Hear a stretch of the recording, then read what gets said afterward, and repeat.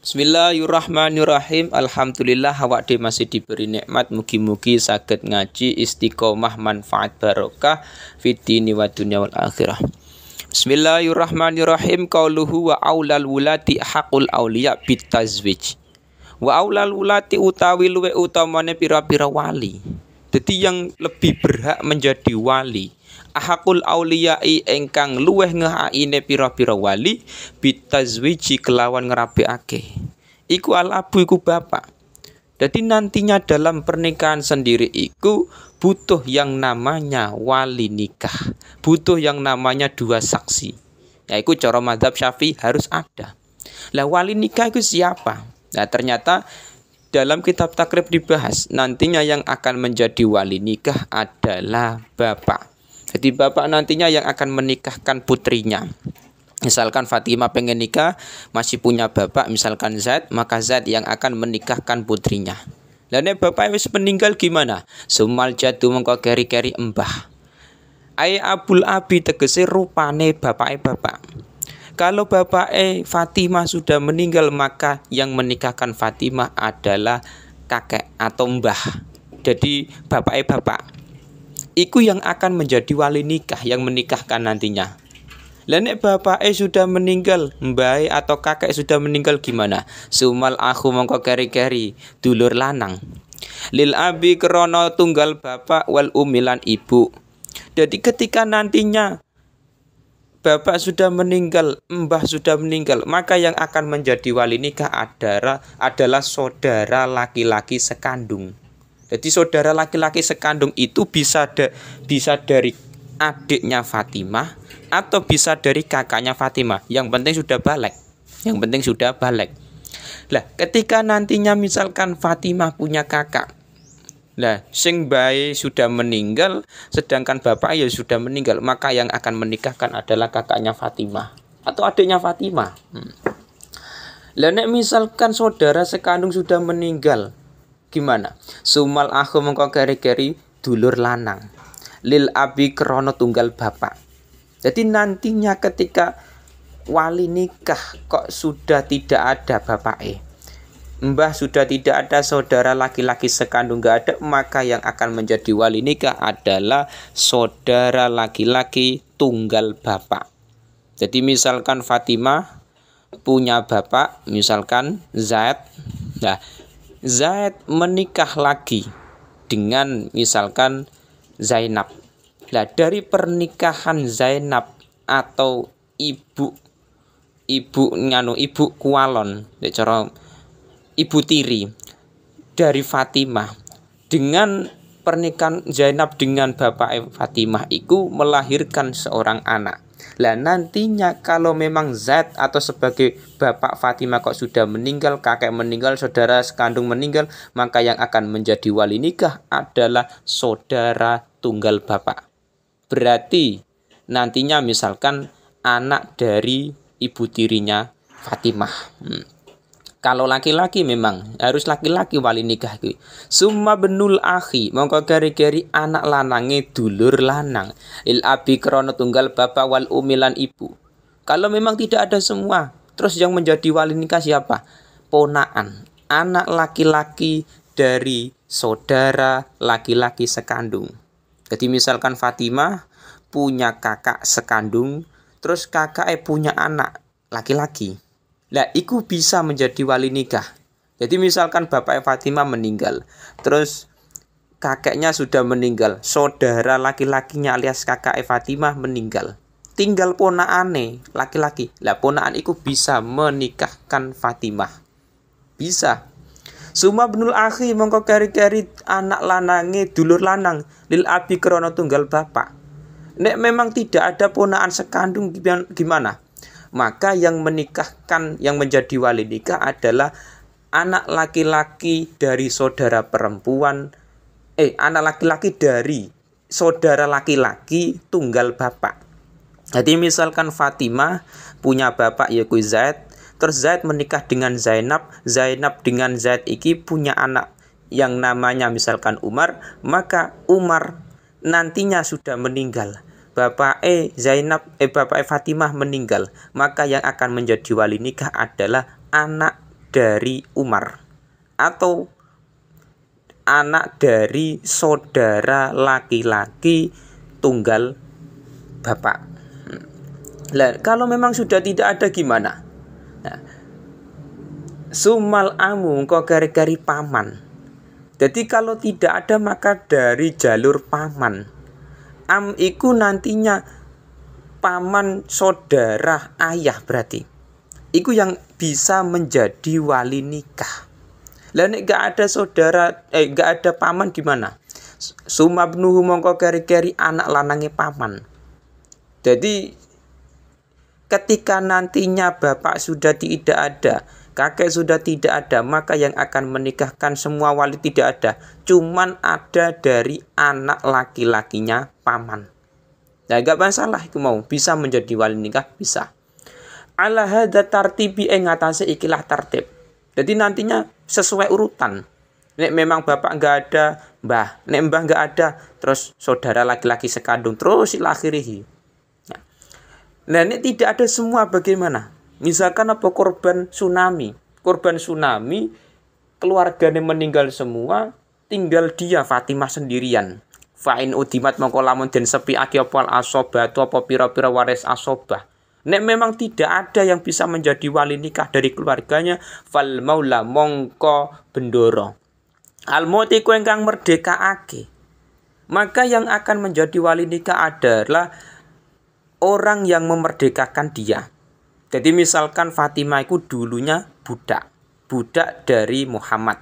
Maka Muhammad itu yang akan menjadi wali nikah.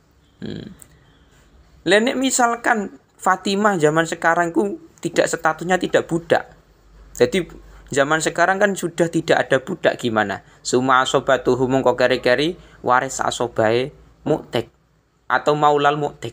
Nah, ini masih nantinya kalau memang statusnya Fatimah. Misalkan status Fatimah ini dulu pernah jadi budak, terus dimerdekakan oleh Muhammad. Lah Muhammad juga sudah meninggal. Keluarganya Fatimah sudah meninggal semua. Lah maka yang akan menjadi wali nikah itu adalah waris asobah dari Muhammad. Lah misalkan nggak ada gimana? Nah, jalur terakhir ada sumal hakimu, mongko keri-keri utawi hakim. Jadi nantinya hakim itu akan menikahkan. Jadi ini menyimpan khobar. Ai sumal hakimu mongko keri-keri utawi hakim iku yuzawiju inda faktil aulia minan nasabi wal walai. Jalur terakhir adalah yang menikahkan Fatimah iku hakim. Jadi jalur keluarganya sudah tidak ada. Jalur dari orang yang memerdekakan atau asobahnya maulal mu'tik gak ada. Dia hidup cuma sebatang kara, sendirian. Maka yang akan menikahkan Fatimah adalah hakim. Ini sama dengan ketika nantinya ada seseorang anak dari hasil zina. Misalkan Zaid dengan Umar. Ini berzina. Terus anak yang lahir dari keduanya ini ternyata cewek. Fatimah misalkan. Maka Fatimah itu yang nantinya akan nikahi. Itu tidak waline bapak. Itu tidak. Jadi misalkan Zaid zina dengan Zainab. Misalkan Zaid zina dengan Zainab. Maka anak dari keduanya misalkan cewek, nantinya yang akan menjadi wali nikah bukan Zaid. Karena itu bukan ayah kandung. Bukan ayah yang bisa berhak menjadi wali. Tetapi nantinya yang akan menjadi wali adalah hakim.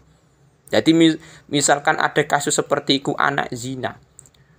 Bawa ke pengadilan, bawa ke KUA, pemerintah, terus bilang, ngomong terus terang. Ini dulu anak hasil zina, maka yang menikahkan adalah KUA. Ya, hakim nantinya. Ini sama dengan ini. Ketika nantinya tidak ada yang menjadi wali nikah, maka hakim yang akan menikahkan. Jadi dalam pernikahan sendiri itu memang ada yang namanya wali. Wali itu dalam mazhab Syafi'i menjadi syarat sah. Jadi ketika nikah tidak adanya wali, meskipun ada dua saksi, nggak bisa. Tetap harus adanya wali dalam mazhab Syafi'iyah. Jadi mazhab Syafi'iyah mengharuskan adanya wali, yang wali itu tidak sembarangan orang bisa menjadi wali. Wali dalam nikah, nek wali Allah beda lagi. Jadi wali nikah itu memang ada urutannya. dari jalur bapak, nek bapak enggak ada maka mbah tidak ada saudara sekandung dan ilakhirihi. Dan nanti jalur terakhir adalah hakim. Ini seperti mau kasus misalkan anak zina atau misalkan korban misalkan tsunami, keluarganya mati semua, tidak ada yang menjadi wali nikah, dia hidup sendirian, maka yang akan menjadi wali adalah hakim. Bawa ke KUA pemerintah terus bilang kalau tidak ada wali yang bisa menikahkan dia. Nanti dari pihak pemerintah KUA yang akan menikahkan Fatimah.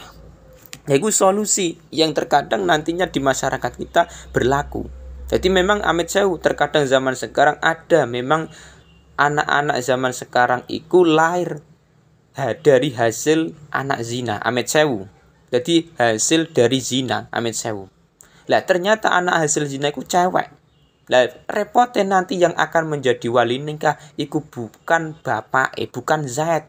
Karena itu bukan bapak kandung. Tetapi nantinya adalah seorang hakim. Jadi di masyarakat seperti itu.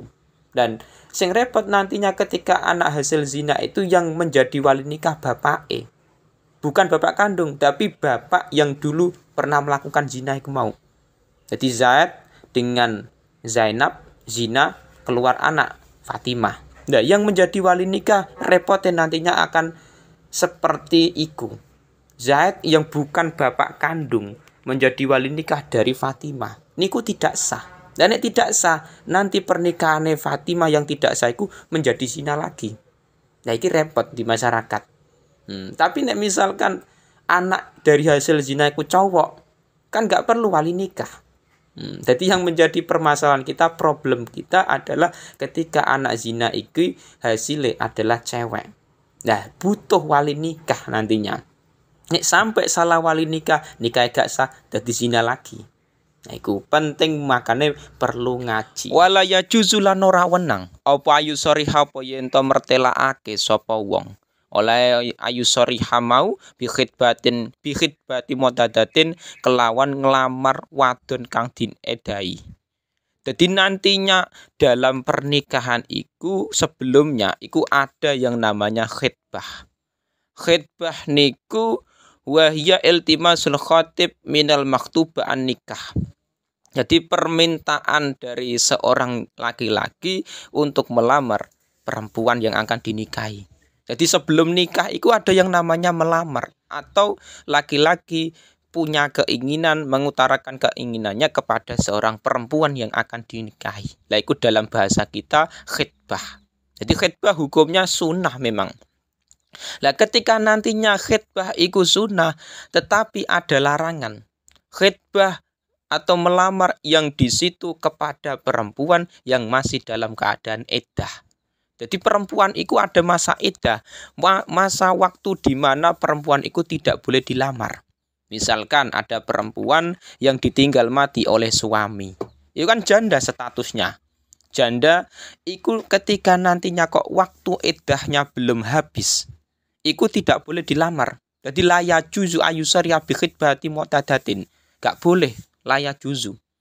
Tetapi nantinya kok iddahnya, waktu iddah sudah selesai, sudah habis, maka boleh dilamar. Waya juzu lan wenang apa ayu ridho apa yen to mliringi sapa wong laha maring mu'tadah. Jadi nantinya beda lagi dalam bahasan ta'rid atau bahasane iku sindiran. Lah sindiran iku diperbolehkan. Wayang kehu halan nikahi sapa wong ha ing mu'tadah ba'dang kidoi iddatia ing dalam sakwuse entake iddahe mu'tadah.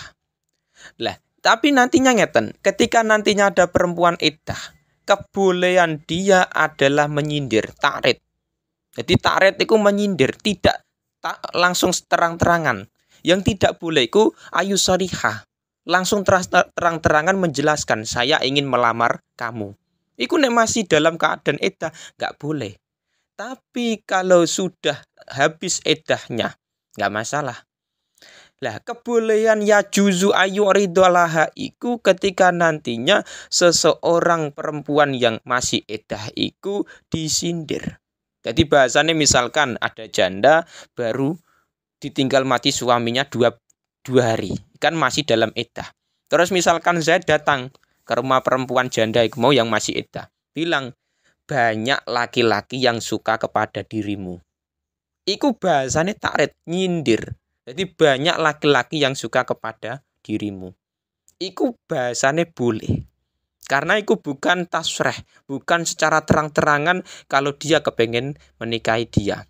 Jadi bahasan takrid iku boleh nyindir banyak laki-laki yang suka kepada dirimu. Artinya maksudnya itu dia juga suka dengan perempuan tersebut. Nah, ketika sudah takrid kayak ngono, wayang kihwa badang kita iddatiha, boleh menikahi perempuan tersebut kalau memang sudah habis iddahnya. Jadi ketika nantinya ada perempuan ditalak suami, talak 3. Talak sebab ditinggal talak sebab misalkan ada masalah. Jadi suami istri ada masalah terus ditalak. Itu kan ada waktu iddahnya. Atau misalkan seseorang perempuan ditinggal mati suaminya, itu juga ada masa iddahnya.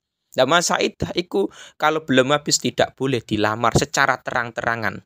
Beda kalau takrid, sindiran banyak laki-laki yang suka kepada dirimu. Nah, maksudnya apa? Dia juga suka. Nah, kebolehan nanti dia menikahi kalau sudah ba'dang qidha iddah, iddahnya sudah habis. Jadi khitbah itu juga penting dalam masyarakat. Ketika nantinya di adat kita di masyarakat itu, kita mau melamar, mau khitbah itu yang kita lamar itu masih perawan atau masih janda. Punya masa iddah atau tidak. Wanisa utawi pira-pira wong wadon iku ala dzurbaini ku tetep ing ngatasé rong macem. Sayyibatin rupane pira-pira rondo. Wabgari lan pira-pira perawan. Jadi dalam perempuan sendiri itu dibagi 2. Ada sayyib, ada bikr atau perawan. Lah, sayyib itu bagaimana? Manzalat wa sayyibu manzalat bikaratu abiwat in halalin au haramin. Jadi rondo, janda dalam bahasa redaksi kitab fikih itu janda itu orang yang hilang selaput keperawanannya sebab dijima secara halal ataupun haram atau zina. Jadi ada perempuan jima atau bersetubuh dengan secara halal ataupun tidak, lah itu kok keperawanannya hilang, sudah dikatakan sayyib atau janda. Wal bikr akswa, perawan sebaliknya. Jadi perawan itu dilihat dari apakah dia sudah pernah dijima secara halal atau tidak dan keperawanannya hilang atau tidak. Nah, itu juga penting di masyarakat kita. Artinya ngeten. Terkadang di masyarakat kita memandang janda itu tidak harus orang yang sudah dijima. Terkadang ada sebagian yang punya pemikiran demikian. Itu keliru dalam redaksi fikih. Jadi janda itu di masyarakat terkadang kan ada. Zaid nikah dengan Fatimah. Baru 1 hari belum pernah dijima, malah Zaidnya meninggal. Lah iku Fatimah terkadang orang mengatakan iku janda, meskipun belum pernah dijima, meskipun selaput keperawanannya masih utuh. Tetapi di masyarakat kita, seperti itu ternyata tidak sama dengan redaksi fikih. Jadi redaksi fikih itu yang dimaksud sayyib atau janda itu kalau memang selaput keperawanan itu hilang sebab dijima secara halal ataupun secara haram atau zina. Nah, itu bahasanya seperti itu. Jadi tidak dibatasi dengan nikah atau tidak. Jadi misalkan ada perempuan belum pernah nikah. Nah, ternyata zina. Misalkan Fatimah dengan Zaid zina. Tidak nikah. Itu tetap bisa dikatakan sayyib. Nah, di masyarakat kan tidak. Fal bikru mongko utawi perawan iku ya juzu iku wenang. Wenang lil abi kedua bapak wal jadilan embah. Jadi perawan atau perawan masih ting-ting ya, itu diperbolehkan bagi seseorang bapak dan embah ijbaruha apa maksa bikr oleh maksa ala nikahi ing atase nikah. Jadi seorang bapak atau embah alias walinya itu boleh memaksa perawan untuk menikah. Ini dalam bahasa nikah. Tapi beda lagi dengan sayyib atau janda. Wa sayyibu tawi rondo iku layak juzu iku ora wenang apa tazwiju apa ngrabekake sayyib. Oleh ora wenang mau ila ba'da bulughya kejaba ing dalam sakwuse baleke sayyib wa izniha lan idine sayyib. Jadi rondo atau janda iku tidak diperbolehkan dinikahkan oleh mbah ataupun bapak kecuali, nah iki yang keboleh. Yang boleh itu ketika nantinya janda itu sudah balik dan sudah memberikan izin. Jadi nek iki belum terpenuhi, maka seorang bapak tidak boleh memaksa anak jandanya untuk menikah. Jadi misalkan ada anak umur 9 tahun. Nah, umur 9 tahun itu misalkan belum pernah haid. Belum pernah haid.